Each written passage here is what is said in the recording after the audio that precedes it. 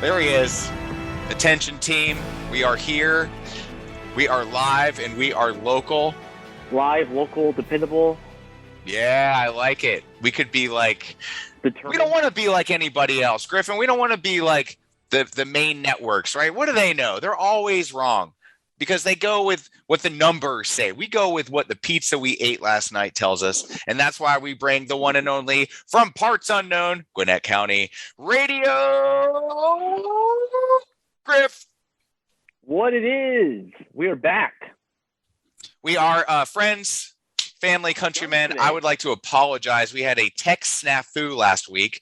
I'm not going to blame it on any major platforms, but the recording was unavailable, and I'm on a hunt for truth. I am a Zoom truther, and I'm going to get to the bottom of these here facts.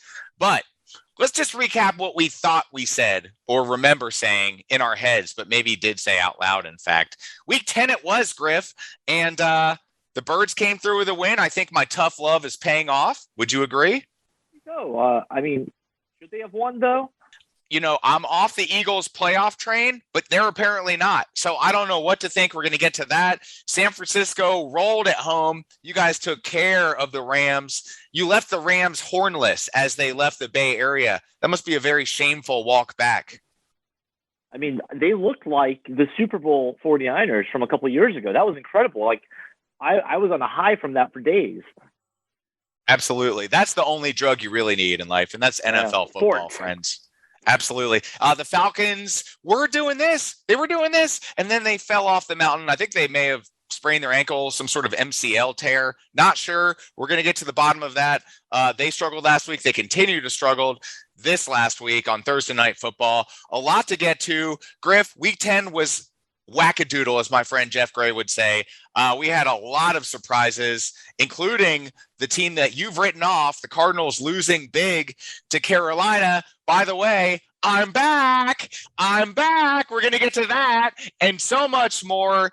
Friends, I'm so excited to announce a partnership with Underdog Fantasy. Sign up now. They will match all of your deposits up to $100. Deposit 20, get 20. It's a win-win-win. Player prop bets, weekly, daily, season-long fantasy. You don't want to miss it. We'll post all the linkage and stuff at the bottom. And Griff, just so you know, you're in on this too, my man.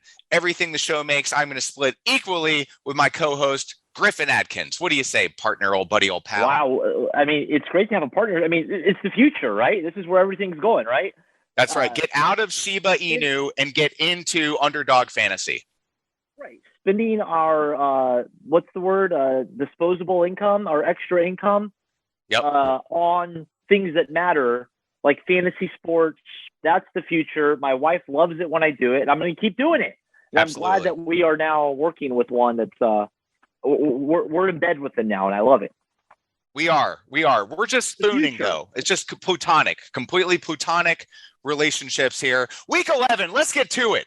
You know, enough spooning. We're getting out of bed. We're making breakfast in our jammies here.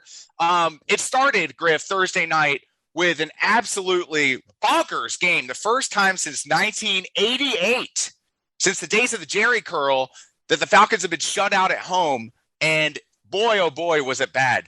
3 quarterbacks threw interceptions. First time that's happened since 2000. Ryan Leaf, Jim Harbaugh, and Moses Moreno. Jim Harbaugh was one of the quarterbacks that threw a pick for the Chargers the last time this happened. Crazy. We got to get to that. But Griff, I want to ask you, how has your week been, sir? We're still friends. We can get personal here on this show. All is well. Good. I'm glad we covered that. Week 11, here we go. Let's start with this team that just has me they got me in my feelings, as our friend Drake would say, all up in my feelings. Right. And Philadelphia is finding their way back to, dare I say, playoff contention. Their schedule looks great. They don't have to get on an airplane anymore for the rest of the year. And so you got to look at this New Orleans team. Struggled last week. They couldn't seal the deal in Tennessee without Derrick Henry. And here we are. And Alvin Kamara, there's a lot of questions around him. What's going on with his team? Is Trevor Siemian the answer? And New Orleans is traveling to Philadelphia. Are you, like me, kind of reconsidering our initial thoughts on this Eagles team as they host the New Orleans Saints? I would pick them to win this game, but I think they're kind of entering that Falcons territory of being mediocre. Is that really what's best? I mean, you've brought it up. They should tank. They need to be tanking. Like, if you're not going to win the Super Bowl, what's the point of being, 9-8 this year or something like that? Like, what's the point in that? You're right. You mentioned all the problems the Saints have. I mean, Trevor Siemian going into Philadelphia. I mean, it's probably good. I'm just imagining it's cold here in Atlanta, Georgia. I'm imagining it's going to be pretty cold in Philadelphia this weekend. The Saints, an indoor. Yeah, hence the scarf. The Saints, an indoor team. I don't like the Saints in this game at all, but at the same time, I don't know if it's in the Eagles' best interest to win this game. They're prolonging. I think what you're seeing happen with the Falcons right now is what you're going to see happen with the Eagles in a year or two.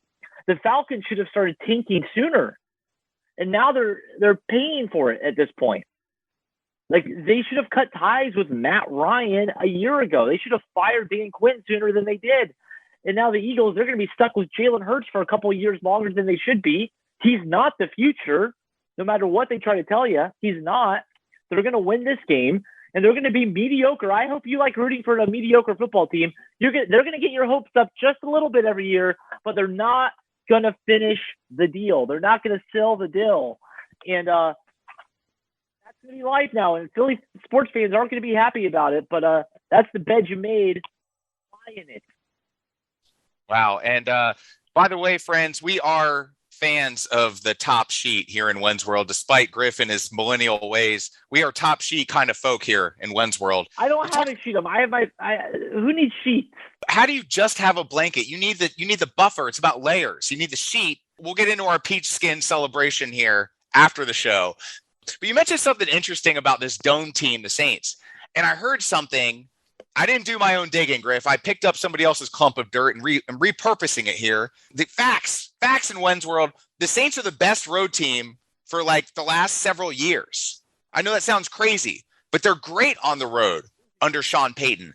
But you got to wonder, okay, you don't have Drew Brees anymore. And granted, Drew Brees hasn't exactly been Drew Brees, but you also have Jameis. And how is Trevor Siemian going to fare?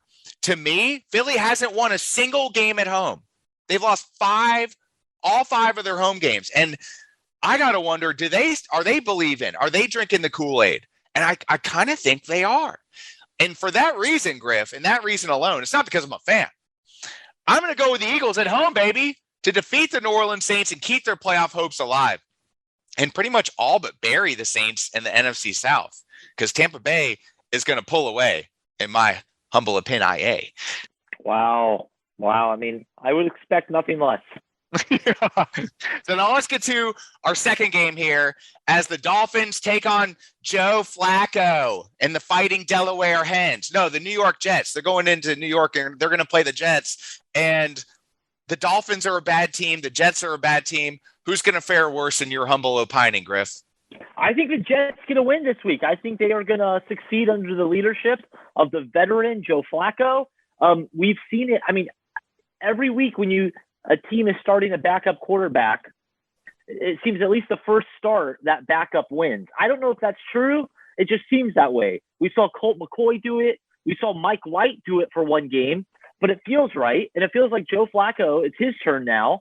And Dolphins, like you said, aren't a good football team. They've had some weird wins here lately, but I like the Jets in this game at home. Well, Flacco's lost 13 of his last 15 starts dating back to 2018, but there are two that he did win.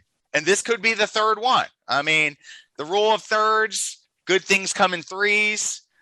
So with all that said, I'm going to go with the Dolphins on the road. The writing's on the wall. I'm kind of worried that we're not going to see what Mike White was capable of. The Mike White, in case there was any confusion out there. But the reasoning, as the coach for the Dolphins spoke of, Saleh, is that his last name? Is that how you pronounce it? Miami's got a dynamic coverage system with all the different coverages they run. Joe, speaking of Flacco, he's been there. He's done that. He's a steadying experience that we felt would put us in the best position to win. That's why we brought in Joe for situations like this. Good luck. He's going to do it. He could. You know who else could do it? You know who else could beat Carolina is the Redskins, as they just got done beating the champions last week. Isn't that crazy? There's something weird there, because I think someone pointed out the Washington football team, didn't they almost beat the Bucs in the playoffs last year? They played them tight. Somebody on this show once has referenced that matchup. And here we go, man. That's the beauty in the NFL, week to week. And maybe Ron Rivera has something on Tom Brady. Maybe he knows something. But Brady has a few games like this. It seems like every year around this time of the season, he climbs down the mountain a little bit. He's taking a water break because he's getting ready for the battle that really matters, the playoffs, the Super Bowl. He's getting ready to start the hike all the way to the peak, to the summit. And he's going to do it again this year, most likely. He's going to probably beat Mac Jones and then retire. That's just a little Super Bowl preview for you. Washington, good game last week. Carolina, I like the Cam. I think Cam's brought a vibe in there. I like Matt Rule as a coach working with Cam. In Carolina this week, fans are going to be jacked up to see Cam back. Cam is going to win this game, no matter what. Ron Rivera might have something on him too. I don't know. I like Cam and the Panthers in this game. This is a tough one, Griff. You know, the Panthers are really freaking good. They're 4-1 with McCaffrey. He was back last week. Newton had 2 touchdowns on only 8 snaps. That's incredible. Right. 25% touchdown percentage rate per snap. And I know they're close to the goal line, and teams are going to play for that edge rush because that's what he does. And he's a bruiser. And he also has a team around him that is willing to set good blocks.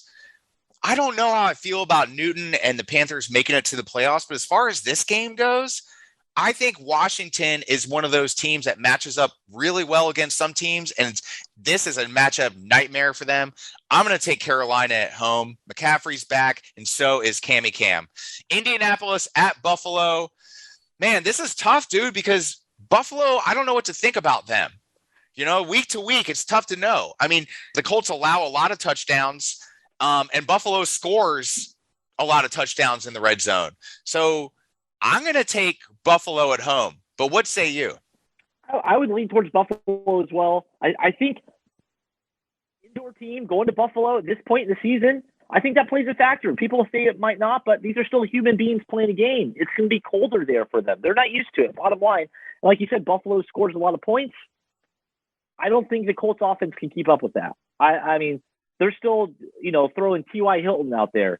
I mean, Jonathan Taylor, good. But I like Buffalo in this game.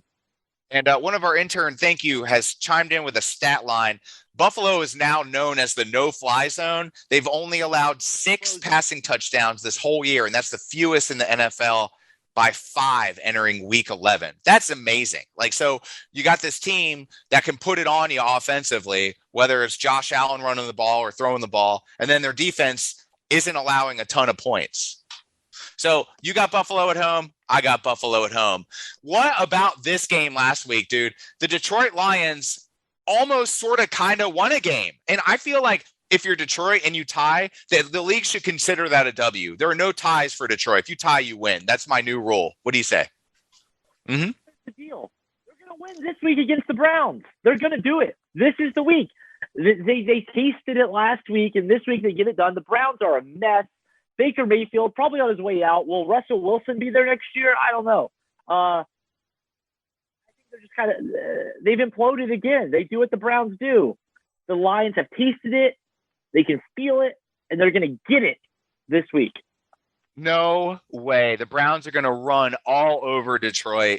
They are crushing it. They average over $150 on the ground. That's second most in the league. And this Dearness Johnson guy is coming up big, dude. He has the 3rd highest rushing grade in Pro Football Focus among all running backs with 50 or more carries, trailing only 2, James Robinson and Jonathan Taylor. That's a big number to follow. And yeah, I think that Detroit is definitely on the come up, but not at Cleveland's expense on the road. So we disagree there. This is one that I'm super excited to watch is your Jimmy G, Mr. 100+ passer rating in 3 straight games. He trolls and rolls into Jacksonville to take on them Jaguars, where they have those really cool swimming pools where you can watch the football game and swim and get a cocktail. Super nice. Yeah, the Niners are going to – they look like they're back. They're back. They're the Super Bowl Niners of 2019. Is that the year it was? Sure, why not? Yeah. They're back. They're better than ever. They're going to go to Jacksonville, take care of business. I mean, they might even throw Trey Lance in for a few plays. That's how easy this game's going to be. No big deal. Niners, again, on their way probably to the NFC Championship game against the Bucks. So they're back. Ladies and gentlemen, do not touch the device that you are streaming this on. It is hot. Too hot to touch. Griff with a conference championship talk for the Wine 'em, dine 'em, 49 'em. I don't know. I mean, they're 6.5-point favorites. I mean, I think they're going to win this game. But I don't know. I think we need to slow our roll on all that championship talk, my man. But we'll see. Hey, I've been wrong before many times. Houston at Tennessee. I'll take San Francisco on the road in case I didn't clarify. Thank you, other intern B.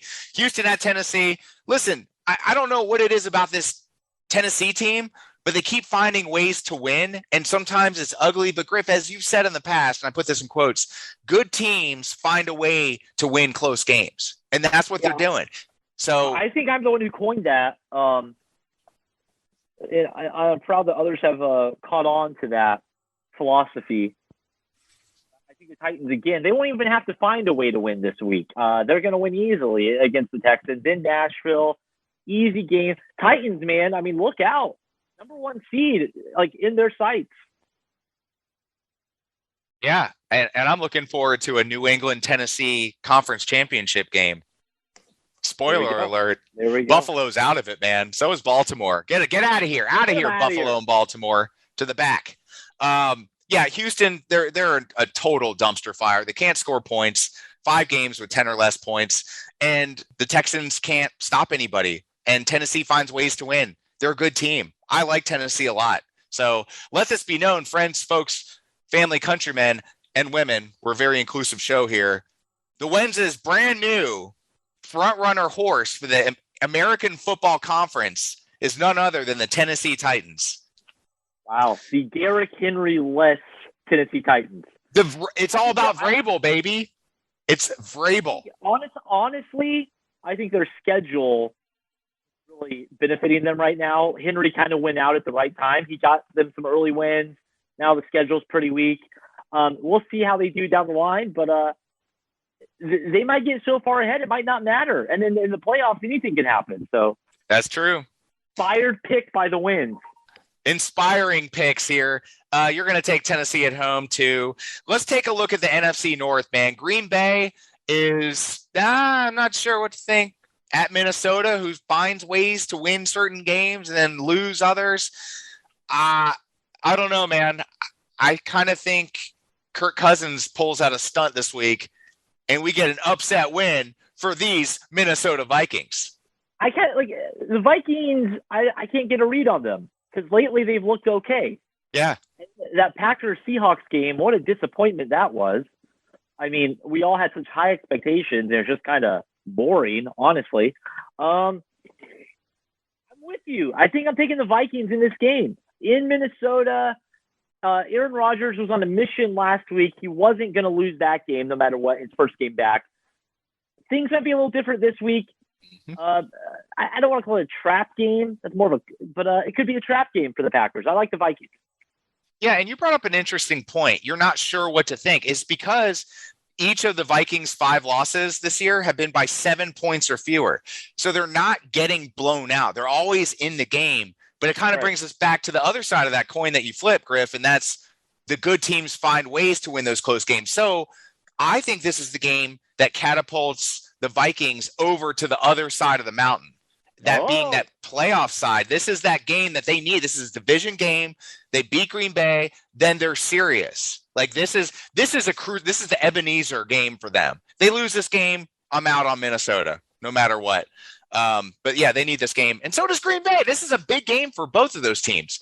Baltimore at Chicago. The Bears give up a ton of points. And Lamar is going to be back in this game. Justin Fields he's a great guy, competitor. I'm going to say all the right things here, but yeah, Lamar's going to play. He is going to play this game. He has a non-virus illness or something going on. Like he's on the toilet too much or something, supposedly. He is back. He will be back. I guarantee he will play this game. There's no way he doesn't start this game. Not after what happened last week. That was just a train wreck. I think. Oh no! Win this game. The Ravens are going to win this game. Oh, okay. I was going to say you had me worried. Though I kind of feel it. But we can't go on feelings. We have to go on history, numbers, facts, and it all points to the Ravens winning this game. Yeah, that's got me concerned. But I'm going to stick with the Ravens too. Cincinnati at Vegas. I don't know. Do teams from Ohio party too much in the desert? I would. If I lived in Ohio, it's so cold and drab. Sorry, I'm digressing. Thank you, intern C. But listen, Cincinnati's favored by a mere point here. This is a weird game. Cincinnati's favored in this game? Yeah, even though they're on the road. As of this morning, the spread is Cincy by 1. Well, you know what? Vegas knows what they're talking about. I'm going to stick with Vegas. I take the Bengals and the point. They're going to win this game. They don't need that point. They're going to win this game. I think it's going to get them back on track. I like the Bengals in this game. I think it'd be a big win for them to go into Vegas, take care of business. I love the Bengals in this game. I'm taking the Bengals on the road too. Arizona at Seattle. Griff, I got to give you credit. You called Arizona out. You said, I'm out. I mean, you look at this team, they're 5th overall offense, 10th on defense. Their passing and rushing is balanced, 8 and 7 respectively. But here we go. They traveled to Seattle, who has their back up against the wall. Nobody puts Baby in a corner. Nobody puts Russell Wilson in a corner, and he's in a corner. For me, obviously on paper, Arizona's the better team. But I think when teams are hungry dogs eat, Griff. And Seattle, they are a bunch of hungry dogs right now. So I'm going to go with a bunch of hungry chimera, dog, seagull, hawk creatures, hybrids. And I'm going to go with the Seahawks. As we record this, aren't there still rumors McCoy might play again? Is Kyler back this week? Do we know yet? Kyler is a game time decision. Yes, he's coming back. There's no way that Kyler Murray misses this game. No way. Kyler Murray, I'm back on the Cardinals bandwagon for this week. They're going to take care of business in Seattle. They will put the final nail in that coffin of the Seattle Seahawks, essentially ending the Russell Wilson era in Seattle this week. This finishes them. Arizona goes to Seattle, takes care of business, and they win this game. Dallas at KC. Griff, this is my game of the week here. This is going to be an absolute offensive juggernaut. I want you to guess the over-under for this game. 57. Really close, 55.5. And Kansas City's favored, so by 2.5, I think, currently. I pound the under. These games never live up to the hype. Yeah, you think it's going to be a defensive struggle? Kansas City's done really well defensively over the last 5 games. They've only given up 309 yards as opposed to 437 in the first 5. I feel like it's almost, in a way, a must-win for Dallas to be taken seriously on the national stage. This is their time to say, all right, we are for real this year. This isn't a typical year. This isn't a typical season from the past decade where we kind of flirt with the playoffs, make the playoffs one and done type thing. This is our chance to, on a national stage, I mean, the 425 national game on Fox, deal. Everyone's going to be watching. Everyone's going to be cold. Everyone's going to be inside watching this football game. The Cowboys and the Chiefs, Patrick Mahomes. That's a chance for the Cowboys to show that they are for real this year. But at the end of the day, their head coach is Mike McCarthy. The other team's head coach is Andy Reid. He's got a quarterback named Patrick Mahomes. They had a few hiccups a couple weeks ago. I think they're figuring it out. They're a veteran team. They know how to do that. I think they're back, and I think the Chiefs win this game against the Cowboys. Sorry, Cowboys. Maybe there'll be a rematch. I don't think so. I still think the Cowboys just have that choke tendency. I don't think Mike McCarthy's going to win the big one for them. Chiefs win this game. Wow. I mean, this is one of those games that could go either way. Obviously, it's at Arrowhead. Dallas they've showed us both sides of their personalities this year, more of the positive than negative, obviously. Yeah. But the Chiefs are on the come up defensively. They started out as a meme, But like I said, they've given up almost half the yards, or pardon me, half the points. They're only averaging giving up 15.5 as opposed to 32.5 the first 5. And it makes me wonder, man. Like, but I 100% agree. Like, if you're the Cowboys, quit flirting. Put a ring on it. You know, put a ring on it. Put a ring on it. If you want to talk about these Super Bowl rings of the 90s, which is what all these Cowboy fans do, now's the time to put up or shut up. Sorry for all the profanity here in Wenz World. That was almost 30 years ago. Yes. 30 years ago. Isn't that crazy? So long ago. They really haven't been relevant for 25 years. I mean, that's they're crazy relevant because they're the Cowboys, but they haven't done anything. They're like, how are they America's team? This is what I want to know. How are they still America's team? This is America's team. I agree. Everything about California represents America on a whole to the San degree. Francisco is like the light, the city on a hill, shining light thing. Is that what Ronald Reagan said and Jesus said? All that stuff. Did you say San Francisco is the modern day Sodom and Gomorrah? That was the interpretation that Zoom just gave me. That may have been that. Take it how you will. Take it how you will. They take it as they will. And you know what? Here's a game that I think that we should have a strong take on here. And this is the Pittsburgh Steelers, the team that, okay, I know they tied last week, but that was an L. That was an L. Okay, you tied Detroit. That's an L. And they're traveling to Los Angeles to play the Chargers. And the Bolts are going to win this game. That's it. Pittsburgh is done. I don't care if Roethlisberger plays or it's Rudolph. It doesn't matter. What they showed me last week showed no heart whatsoever. Stick a fork in Pittsburgh. They're done. I think you're wrong. What a terrible Sunday night game, though, by the way. I mean, it's a snooze fest. I like Pittsburgh in this game. There's going to be more Pittsburgh fans than Chargers fans at that stadium. Guaranteed.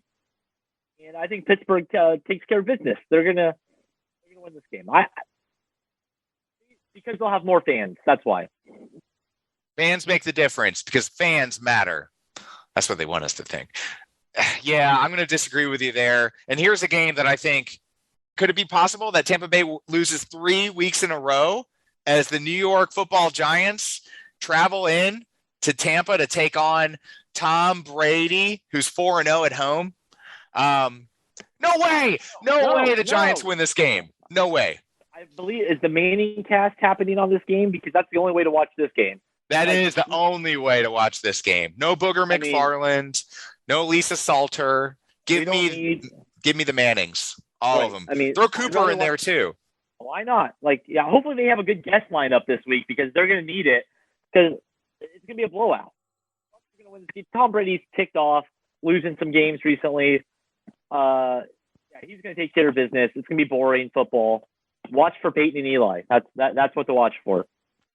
You know, my friends, my family, what we watch for at the end of every single recording here with Gwinnett's most famous radio celebrity, Radio Griff, is the sage lyrical wisdom of one zombie, Tom Petty. She's a good girl. Loves Jesus. Yeah. Yes, we do. We're going to officially go out on the record with that. We do love Jesus here at this show. Hey, my friends, thanks for watching. Love you, Griff. God bless you. This time next week, sign up. Hey, get out of the bit and the altcoin and get in here, Underdog Fantasy, man. Win some real money with these prop bets. I'm telling you, it's the way to do it. Till next time, friends. Bye.